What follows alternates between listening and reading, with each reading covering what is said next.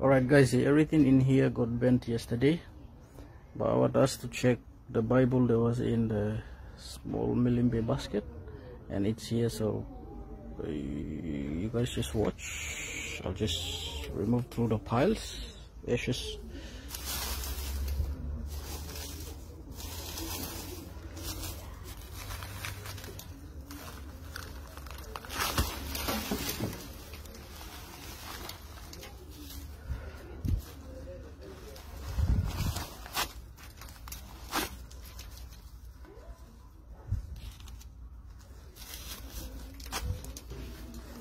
And yes, the Bible survived without much bend.